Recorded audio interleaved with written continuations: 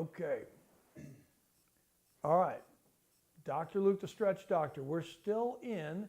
If you were with us for the previous video, which was a little long, a little complicated, try to get through the shoulder stretches. Try to give you a little bit about what those stretches are for, what muscles they isolate out.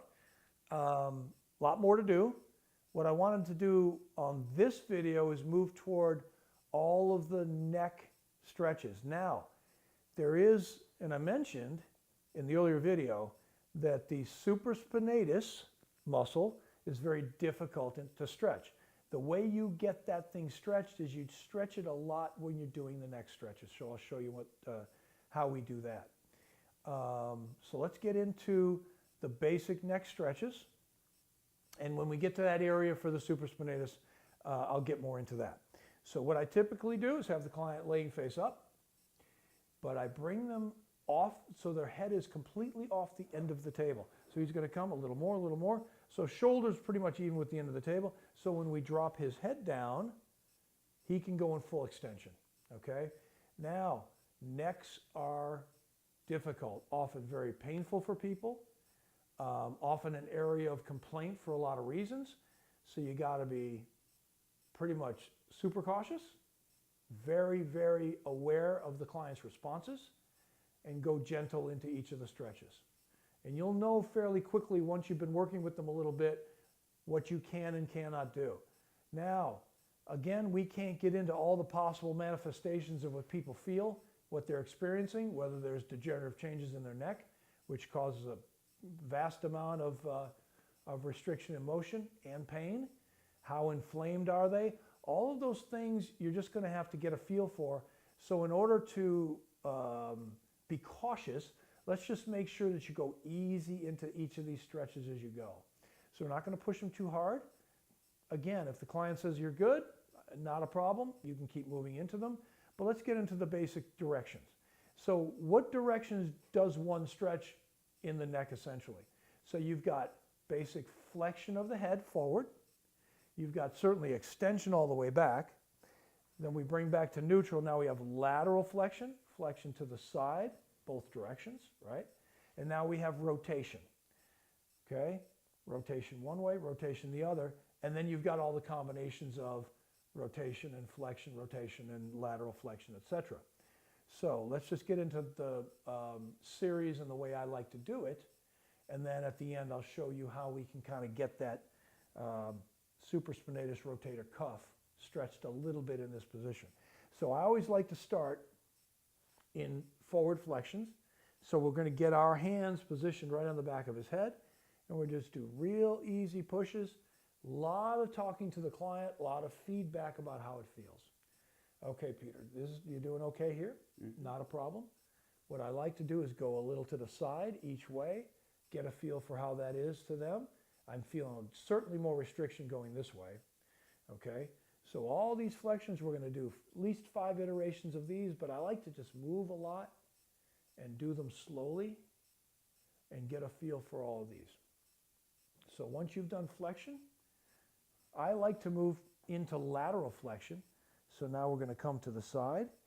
One thing we want to make sure we do, if the client's shoulder is too close to their head or too close to their ear, we want to get them a little bit traction down. So I tend to take their arm, move it down the table. Now we've opened a bigger space in here, okay? So now we can get a lot more lateral flexion. Again, we're going to try to use body weight and not muscle for these moves.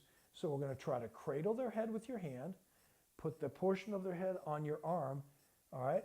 Stabilize them so you have control. A little bit of push down on the shoulder, and roll your chair and stretch a little to the side and release.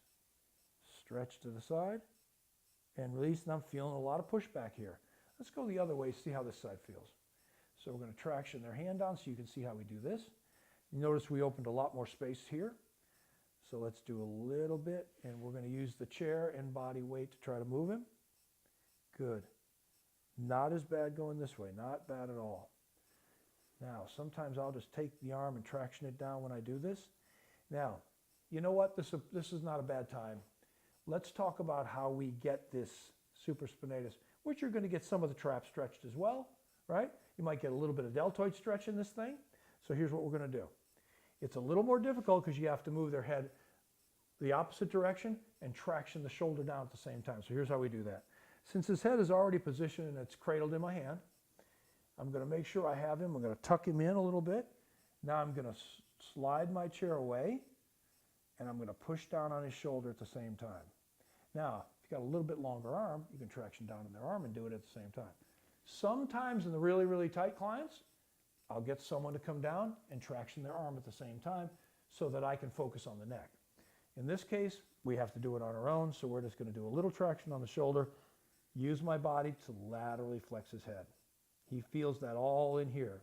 Now, it'll come up into the cervical spine as well. Now, let's start doing our angles. So we have, obviously, primarily 4 directions on angles of stretching of the neck. So we're going to take him at a 45-degree angle position, make sure his shoulder is relaxed down. We're going to go up and across. And again, we're trying to use as much body weight as we can to move him.